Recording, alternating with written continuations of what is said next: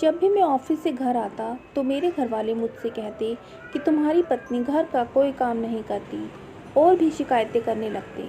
मुझे भी ऐसा ही लगने लगा था, तो मैं भी पत्नी को ताने मारने लगा कि आखिर तुम करती क्या हो सारे दिन। कपड़े बर्तन घर की सफाई तो काम वाली कर जाती है, बस लेटी ही रहती हो सारा दिन।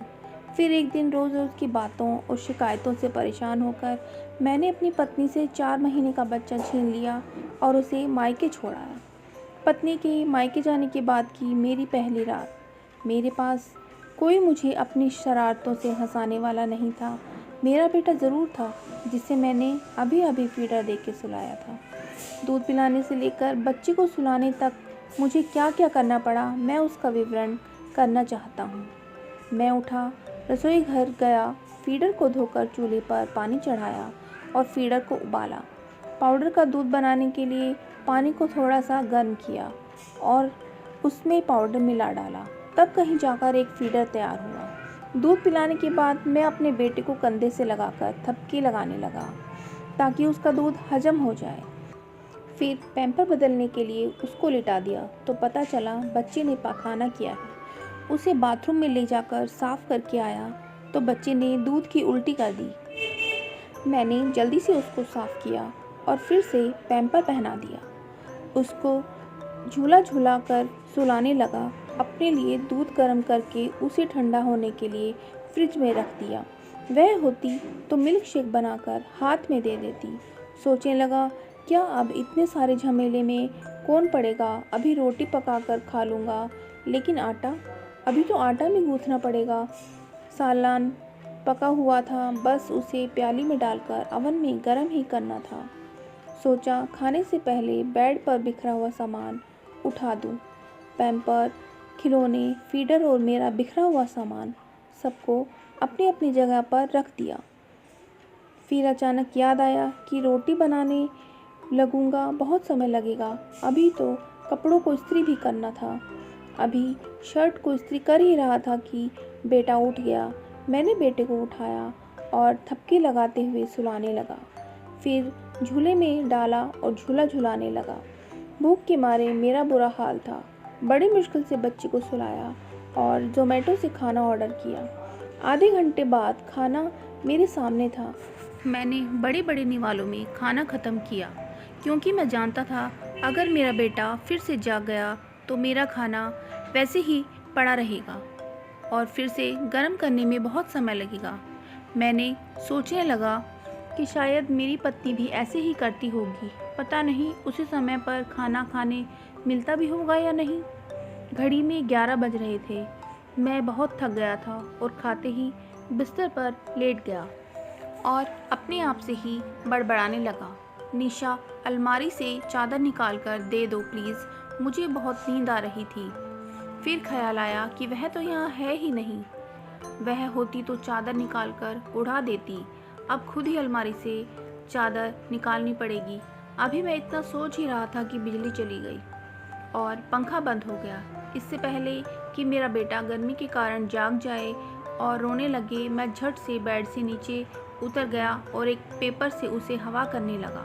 मुझे नींद का झोंका आ रहे था, लेकिन बेटे को हवा करना भी ज़रूरी था, नहीं तो वह जाग उठेगा।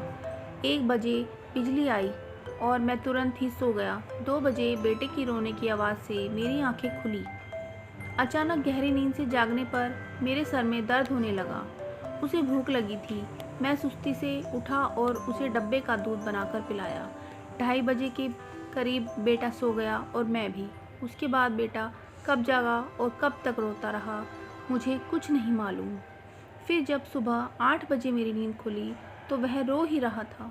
मैंने उठकर देखा तो पैम्पर से गंदगी निकलकर बाहर बेडशीट पर लग गई थी। उसको जल्दी से बाथरूम में ले जाकर साफ़ किया।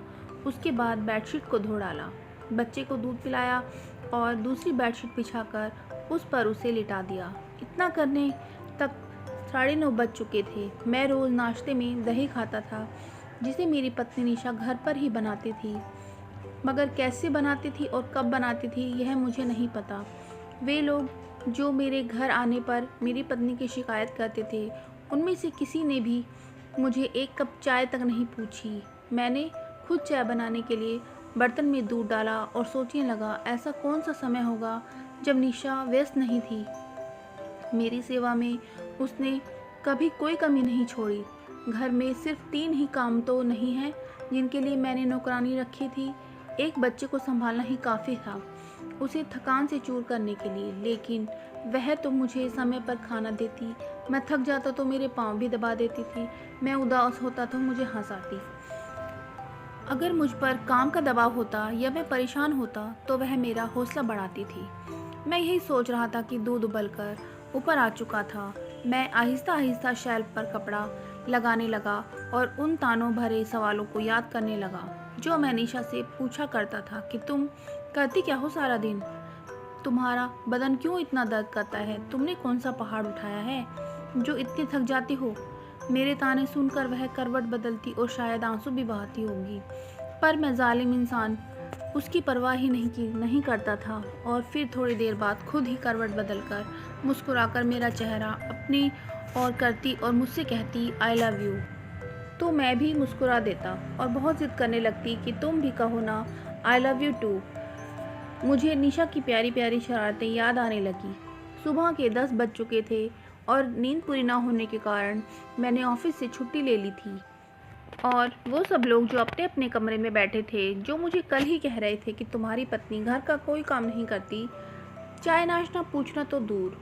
और मैं भी किन की बातों में आकर अपनी प्यारी पत्नी को अपने से दूर कर दिया। मैं सोचने लगा कि अगर पति पत्नी में कोई गलतफहमी हो जाए या कोई झगड़ा हो जाए तो उन्हें खुद को ही सुलझाना चाहिए, ना कि किसी और की बातें सुननी चाहिए। मैंने अपने बच्चे को गाड़ी में डाला और गाड़ी उन रास्तों पर दौड़ाई जो रास्ते मुझे हमेशा के लिए मेरी निशा के साथ जोड़ने वाले थे।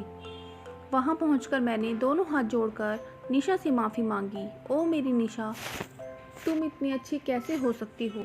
तुमने मुझसे कोई शिकायत ही नहीं की और खुशी खुशी मेरे साथ वापस आ गई।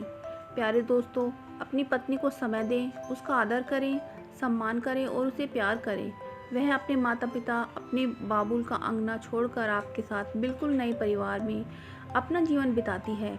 वह आपसे बिना वेतन लिए आपकी और आपके माता पिता की सेवा करती है, बिना लालच के आपका और आपके बच्चों का और अन्य परिवार वालों का ख्याल रखती है। और बदले में उसे क्या मिलता है यह तो सब जानते ही हैं। आशा करती हूँ आपको कहानी अच्छी लगी होगी।